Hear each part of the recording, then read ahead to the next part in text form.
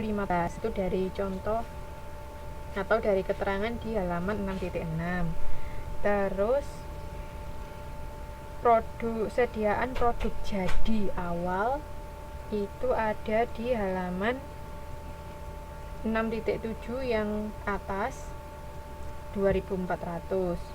Terus ada lagi harga pokok jualan sebesar Rp40 dikali 1000 unit sama dengan 40.000 itu. Oke, bisa cara ngisinya ya.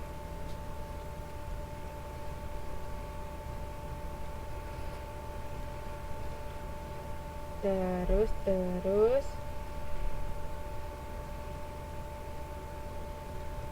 kita di sini ada sediaan produk jadi akhir.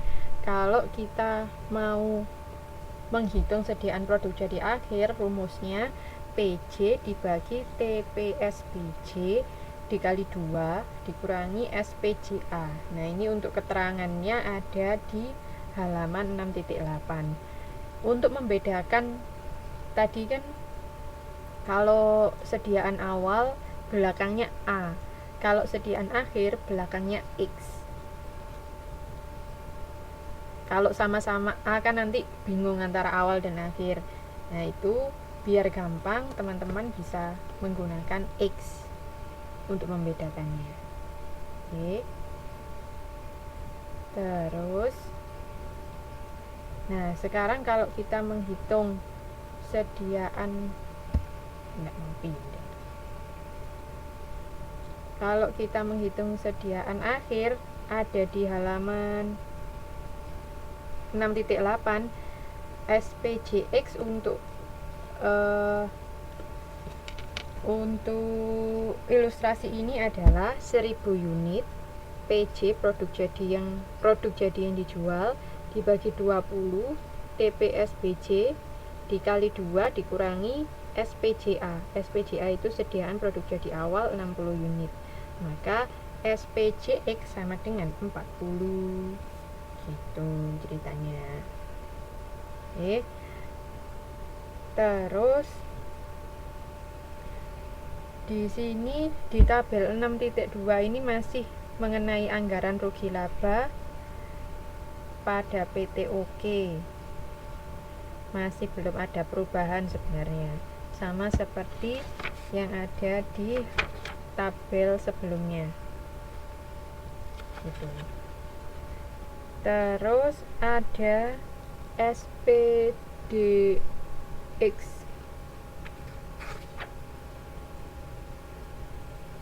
Oke, sebelum kita masuk ke slide ini, yang PowerPoint ini, di halaman 6.9 ada SPDPX.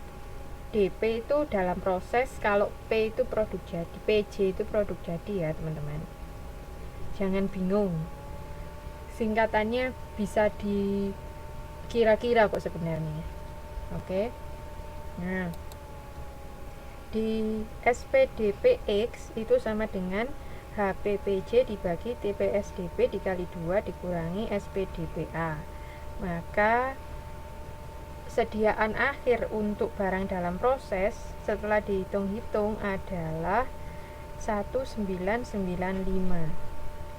Nah, itu 39.200 dari mana? Sediaan HPPJ, harga pokok produk jadinya dari mana? Harga pokok produk jadi. Di situ ada 980 unit dikali Rp40 per unit sama dengan 39.200. Oke. Dicatat sendiri ya, ditambahi sendiri, dioret-oret sendiri.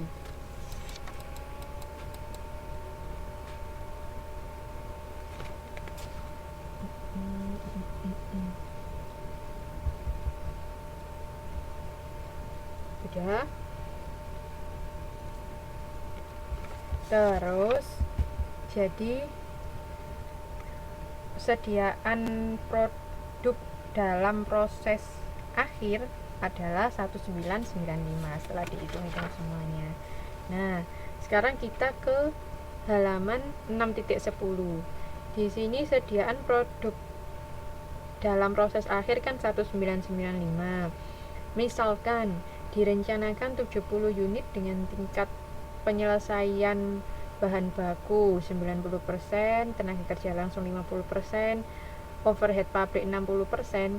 Dengan metode masuk pertama keluar pertama dapat dihitung unit ekuivalen. Nah, sekarang kita menghitung unit ekuivalennya. Sama dengan 980 unit ditambah 980 unit ditambah 70 unit.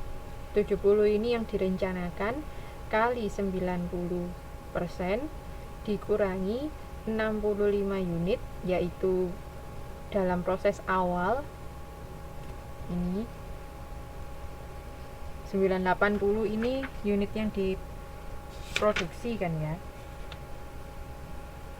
980 terus ditambah 70 unit ini yang direncanakan, terus dikurangi 65 unit ini adalah yang di awal, persediaan produk dalam proses awal 60 unit. Nah, ini sama dengan 978, 976 dan 669. Dengan demikian, biaya pabrik pada tabel 6.3 berjumlah 39180. Dari mana? Rinciannya di sini. Misalnya biaya bahan baku 978 kali 20 rupiah, terus 976 kali 15 rupiah, 966 kali 5 rupiah. Jadi totalnya ini ada di biaya pabrik. Ini kan 6. Jadi kalau kita masuk ke tabel 6.3, penjualan atau jualan tadi kan sudah diketahui. Terus sekarang biaya bahan baku 19.560, biaya tenaga kerja langsung 14.640, terus biaya overhead 49.80, sehingga totalnya 39.180 itu. Terus sediaan produk dalam proses awal sudah diketahui.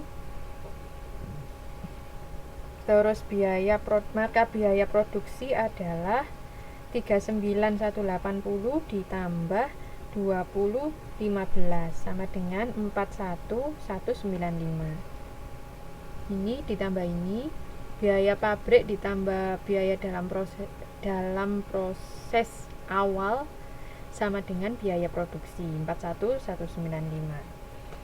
Terus sediaan produk dalam proses akhir 1995 sudah diketahui tadi di sini, maka jika dikurangi sama dengan 39.200. 39.200 ini sama saja dengan 9, harusnya sama dengan 980 kali 40 rupiah itu.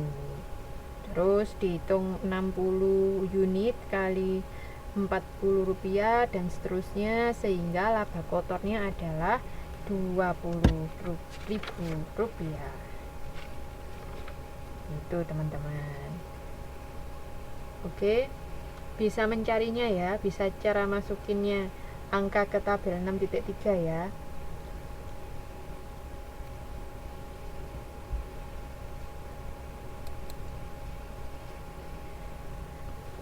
Saya lanjutkan. Oke, saya lanjutkan di sini.